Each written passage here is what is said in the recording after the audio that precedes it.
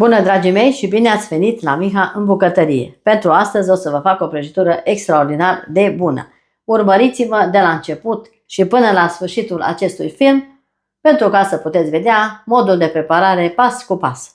Pentru început am nevoie de 4 ouă întregi pe care le voi mixa foarte bine cu mixerul, adăugând un praf de sare. O să bat foarte bine o spumă tare și adaug treptat 100 de grame, între 100 și 120 de grame de zahăr tos, adăugați treptat până când se face o spumă densă. Am bătut bine ouăle spumă, voi adăuga o esență de rom. La această prăjitură va trebui să punem rom și mai mixez încă puțin. Am terminat de mixat. Preîncălziți cuptorul la 180 de grade Celsius până când pregătim blatul. Peste ouăle bătute bine, voi cerne făină, 20 de grame de cacao și jumătate de pachet de praf de copt. Și voi mai pune și 20 de grame de amidon de porumb. Și cern peste ouă. Acum foarte lejer omogenizez toate ingredientele uscate în ouăle bătute. Am omogenizat foarte bine compoziția. Aici am o tavă 29 pe 19 cm. Și o să pun în această tavă compoziția de cacao. Și o să vă spun cât a stat la mine în cuptor la sfârșit. 30-35, depinde de cuptorul fiecăruia. O să vă scriu exact toate ingredientele și modul de preparare. Urmăriți video. Așa arată și acum merge la copt. Revin imediat și cu crema, rămâneți aproape. Dragii mei, într-o oală pe foc o să pun 800 de ml de lapte. Nu-l voi pune pe tot, pentru că o parte voi amesteca cu amidon. Aici am 60 de grame de amidon. Pun peste laptele rece. Amestec bine să n-am cocoloașe. Până amestec bine amidonul cu laptele rece, voi face o cremă cu amidon. În laptele de pe foc o să adaug 100 de grame de lapte condensat. Pun direct în lapte pentru a fierbe împreună. Faceți cu mine împreună această minunată rețetă. Ceva delicios cu fructe. Am adăugat laptele condensat, acum voi goli această compoziție. Și o să amestec bine până când se face o cremă groasă, fără să am cocoloașe. Dumneavoastră îmi spuneți de unde mă urmăriți, iar eu vă pup cu mare drag. Vă salut cu mare drag, oriunde v-ați aflat și oricum v-ar chema. Și până fac eu crema mea fiartă, dumneavoastră abonați-vă pe YouTube dacă vă face plăcere și vă plac rețetele mele, rețete culinare cu Miha. Așa mă găsiți. Și cine dorește să intre în Facebook, în comunitatea miha.de, este invitat și acolo cu rețete, cu schimb de păreri, cu schimb de rețete și așa mai departe. Este totul gratuit. Apăsați clopoțelul pentru a primi notificări la timp cu tot ceea ce face Miha la ea în bucătărie. Mulțumesc mult pentru prietenia dumneavoastră. După cum se vede, crema mea este gata. S-a îngroșat. O iau deoparte. Așa arată crema mea.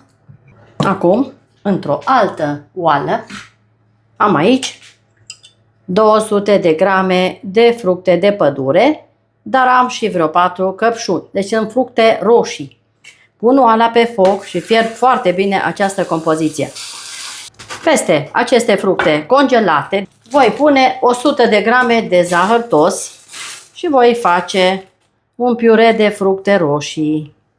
Amestec foarte bine până când fac așa ca o dulceață. Voi face o cremă de fructe. Pune zahăr după gust. Eu pun 100 de grame.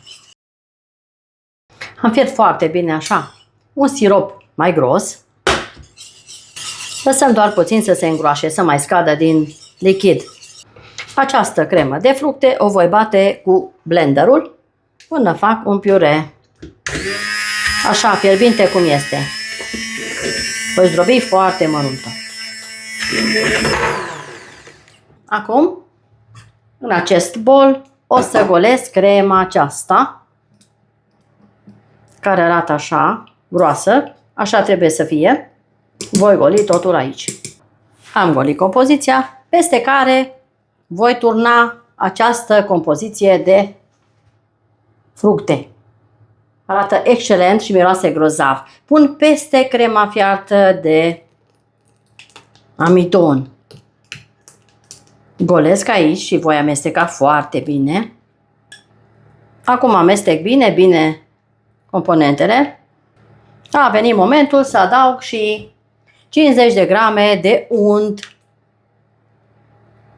Pun și untul și le omogenizez toate împreună. După care le voi lăsa să se răcorească. Între timp o să fac și o gelatină. Arde, dar vă arăt cum arată, cu culoare roz superbă. Voi da deoparte și imediat o să scot și blatul din cuptor, care s-a copt și el. Dragi prieteni, blatul meu s-a copt și el. Acum l-am scos. 35 de minute a stat la mine în cuptor. Acum va trebui să îl acopăr cu folie de aluminiu. Trebuie acoperit, nu-l voi scoate din tava, deloc. Acopăr cu folie și las să se răcorească complet. Așa fierbinte cum este, bine acoperit. Încercați rețeta mea. O să fiți foarte încântați. Este o rețetă nouă pentru dumneavoastră, eu așa cred. Îl las să se răcească, las și crema să se răcească. Între timp voi face și o gelatină. Aici am 60 de ml de apă rece, unde o să pun 15 grame de gelatină din aceasta granule. Și o voi amesteca cu apa rece. Voi lăsa să stea până când se întărește gelatina. După aceea o să continui rețeta. Dumneavoastră, până atunci, puteți să vă abonați acestui canal, dacă vă face plăcere și vă plac rețetele la Miha în bucătărie. Rețete culinare cu Miha. Așa arată. Acum las să se întărească. Dragilor, acum iau crema, care este încă călduță, nu s-a răcit de tot, pentru că va trebui să pun în ea această gelatină, care s-a hidratat și ea. Dau folia jos, adaug gelatina hidratată în crema caldă și voi omogeniza foarte bine gelatina. Amestec până se topește toată. Crema fiind călduță, se va omogeniza imediat. Nu durează mult. Și aceasta este prăjitura mea de astăzi. Numai bine, până când încorporez gelatina mea, se înrăcește încă puțin și crema. De aceea trebuie să punem gelatină, pentru că nu este foarte groasă. Este obligatoriu. Acum că am pus gelatina, trebuie neapărat să o facem și mai fină cu blenderul. O fac de câteva ori, pentru a o mărunți și mai bine. Am făcut cu blenderul foarte bine. Am vrut să le mărunțesc mai bine, să le amestec foarte bine cu gelatina. Dumneavoastră puteți să treceți prin sită, bineînțeles, acele fructe. Eu nu îmi doresc asta. Torn așa cald cum este, direct peste blat. Toată compoziția odată. Și merge la rece pentru câteva ore. Și o să vin și cu rezultatul final. Să vedeți și felie. O lăsăm să se întărească gelatina. Așa acum aranjez peste tot așa frumos. Să fie cam același nivel. După cum ați văzut, blatul trebuie acoperit pentru a sta moale. Nu trebuie lăsat la uscat. El fiind acoperit, de la abur rămâne moale. Și aceasta este cea mai bună prăjitură cu fructe. Nu pot să vă arăt pentru că este puțin lichidă din cauza untului, dar arată excelent. Așa arată. Imediat o să revin peste câteva ore. Rămâneți alături de mine și revin imediat cu ceva deosebit. Dragii mei, prăjitura mea Rossana, așa se cheamă, este o prăjitură de asemenea cu dedicație. Uitați aici ce bine arată prăjitura Rossana de astăzi. Cu blat de cacao și jeleu de fructe, de pădure și nu numai, și câteva căpșuni. O să tai și o felie să vedeți și interiorul. Cercați rețeta cu mare încredere. Tai o secțiune să vedeți cum arată. O lăsați să stea foarte bine la rece. Așa arată interiorul. S-a închegat foarte bine cu acea gelatină. Și așa arată și felia. Se taie super bine și arată super fain. Aspectoasă, nu mai vorbesc de gust. Încercați rețeta. Vorbele sunt de prisos în fața acestui deliciu, fără să punem frișcă deasupra. Este o rețetă tradițională, originală. Dacă vreți să respectați rețeta, faceți exact așa. Distribuiți și cu prietenii să vadă și ei rețete culinare cu Miha. Poate se regăsesc printre cei care au aceleași gusturi ca ale mele.